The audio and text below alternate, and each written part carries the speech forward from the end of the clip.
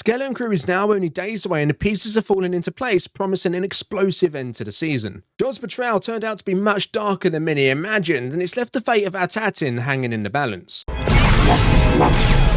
From his early hints of heroism to the brutal actions that shocked us all in episode 7, Jod's story, much like the show, has been anything but predictable. So strap into your X-Wings because these are my final thoughts on how the season will play out heading into the finale. And there might still be one last surprise on the horizon. We'll go and fetch him with some of your finest refreshments, thank you. Before we dive in, don't forget to hit the thumbs up button if you enjoyed the video, and remember to subscribe if you want to catch more. Now with all that out of the way, let's get into the Skeleton Crew season finale. Let me look at you.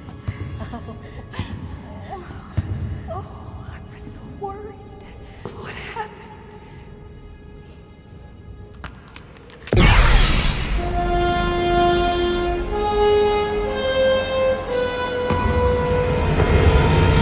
Among the many mysteries of the show, Jod the Howard, or Captain Silvo, as he's sometimes called, has been one of the biggest. Starting out, he seemed on course to become Star Wars' next space dad, move over Mandalorian. Now heading into the finale, he's one of the galaxy's most terrifying villains. While Jod's arc was fairly predictable from the start, it's the extent of his darkness that took most of us by surprise, leaving us to wonder if redemption was still possible.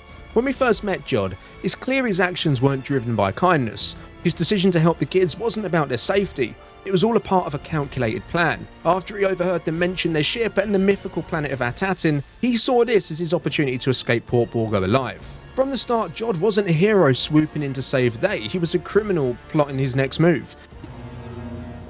It is an illusion.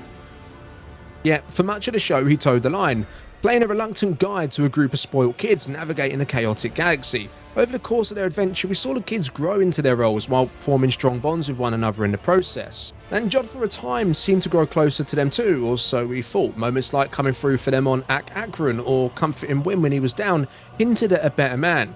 But as we went on to learn, it was all leading to something much darker. The closer Jod came to confirming the treasure's existence, the more his greed consumed him, culminating in his shocking betrayal. With the pirates poised to take control of At Attin and the mysterious supervisor, a figure potentially connected to another of the show's mysteries finally coming into the picture, We'll go and fetch him with some of your finest refreshments, thank you. the stakes really couldn't be much higher. Was Jod's betrayal part of a long con, or did he really connect with the kids only to lose his way?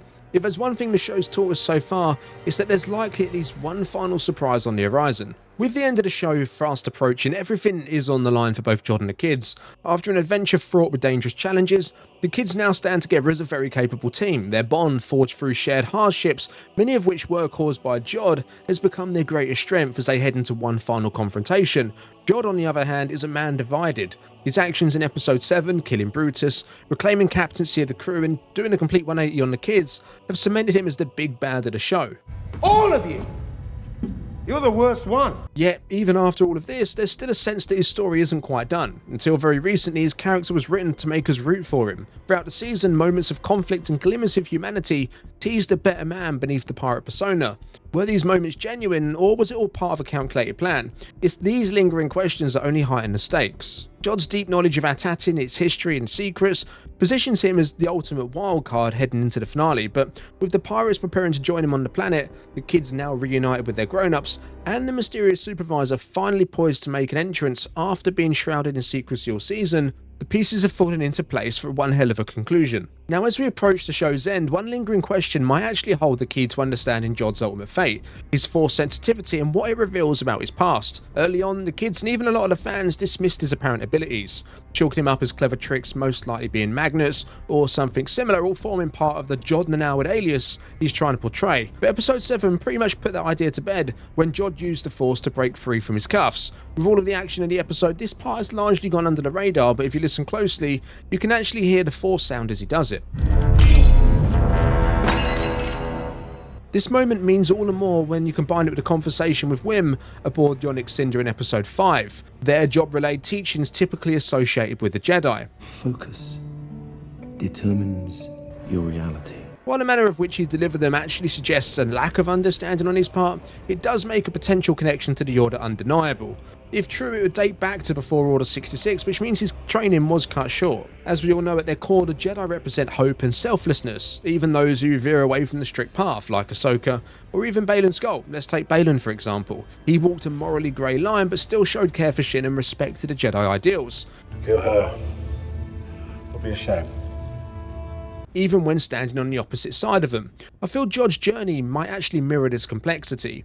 His force sensitivity and knowledge of Jedi teachings hint that there was a good person in there once upon a time, so the question now is, will they raise to the surface when it really matters, or is his greed and the many years of piracy consumed him completely? The season has carefully laid these foundations, so I find it hard to believe they won't deliver a meaningful payoff for him in the end. Anyways, with all parties' conversion on At Attin, the stage is set for one hell of a confrontation. Jod has laid his eyes on the legendary Old Republic Mint, and with the pirate crew waiting to breach the barrier, it seems like nothing can stop him from taking whatever he wants. Not to mention destroying the kids and their families in the process. That is, of course, apart from the Supervisor. Shrouded in mystery, the Supervisor's identity feels poised to be one of the show's biggest reveals. Right now, the odds are firmly in Jod's favour. At Attin, a planet that's only ever known peace, is woefully unprepared for conflict on this scale. Its only real defence lies in its security droids, and let's face it, we've already seen how ineffective they are against a Force wielder with a lightsaber. To truly level the playing field, the Supervisor will need to step in. I can't help but feel they'll turn out to be someone significant, possibly even a Jedi who survived the fall of the Order. Stephen Fry's voiceover as a Supervisor, combined with his age, aligns perfectly with a Jedi who would have been active during the Clone Wars. And with clues pointing to At Attin's concealment during the High Republic era, an era riddled with its own pirate threats, it makes sense that the Republic might have stationed Jedi to oversee and protect their hidden planets. Could the Supervisor be one such figure, still fulfilling their duty all this time later? This reveal would also tie beautifully into Wim's fascination with the Jedi and any Force potential he might have. Just imagine if someone on his home planet could finally step in and train him, bypassing the need for the dreaded assessment test. I still have to take assessment. Of course, there's always the chance the Supervisor could turn out to be a nobody, but given the show's attention to detail and its narrative depth, a meaningful payoff feels far more likely. As for the kids and their parents, I expect them to unite in the face of overwhelming odds. The kids also have the chance to showcase the skills they've picked up on the way, working alongside the adults to hold off the pirates as best they can. But let's be real here, the barrier is coming down at some point. Jod is determined to contact the frigate. I need open communication with my other ship. And once the rest of the pirate crew arrives on At Attin, the stakes are only going to go up. But here's where things get really interesting. The parents' message to the kids mentioned the Republic, and while we know the pirates intercepted it, there's a strong possibility it also reached the New Republic too. At Attin's apparent proximity to core worlds like Coruscant means the signal could spark an investigation. Imagine the New Republic arriving to find an uncharted planet previously hidden by a storm, just as the kids and their parents are fighting for survival. I've noticed this show has a knack of paying off even the smallest of details. So I wouldn't be surprised if this is how the X-Wings we've seen the kids in awe over come into play. If the New Republic swoops in to save the day, it could mark a turning point not just for the battle, but for At Attin's place in the galaxy. So now that we've unpacked Jod's story and the events leading up to this moment, let's focus on a theory that could completely change everything. What if the Supervisor and Tak Renard, Yonick Cinder's infamous former captain, are one and the same? His shadow has loomed over the show since the beginning. From the kids finding the Cinder to the legends of his greed, all roads seem to lead back to him. Just imagine the fallout if the man people of At Attin have been serving was in fact the galaxy's most notorious pirate, secretly pulling the strings to line his own pockets. Anything he wanted, he took it. It would completely reframe the story. At Attin, long believed to represent the Republic's great work, would instead be revealed as a monument to Renard's greed and control.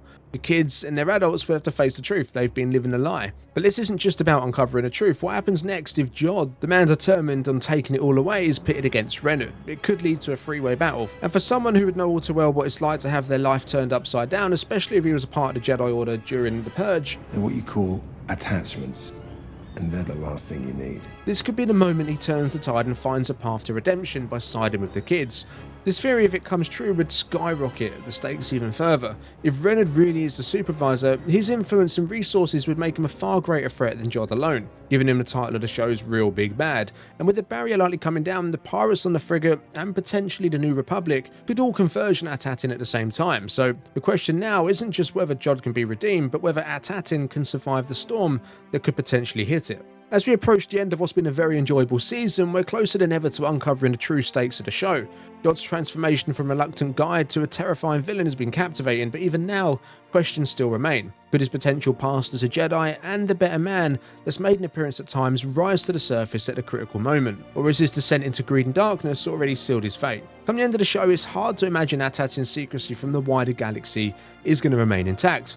The great work they've been carrying out hasn't benefited the galaxy whatsoever, so whether it's been used to line a criminal's pocket or left to gather dust in the vaults, it's time for the planet to re-emerge, potentially under the protection of the New Republic, which could desperately use its resources. For the kids, regardless of whether Jod finds redemption, meeting him has been a big part of their journey. Women in particular saw firsthand the abilities of the Jedi he idolised and formed what seemed to be a genuine, albeit fleeting, connection with him. Their adventures, a lifetime's worth of challenges, growth and memories, is one they'll undoubtedly look back on fondly. With all the pieces coming together for the grand finale, the ultimate question is, will Jod's story end with him as the hero or the villain? As the answer to that will dictate how the end of the show plays out. As always, drop your thoughts, theories and wilder speculations down in the comments below.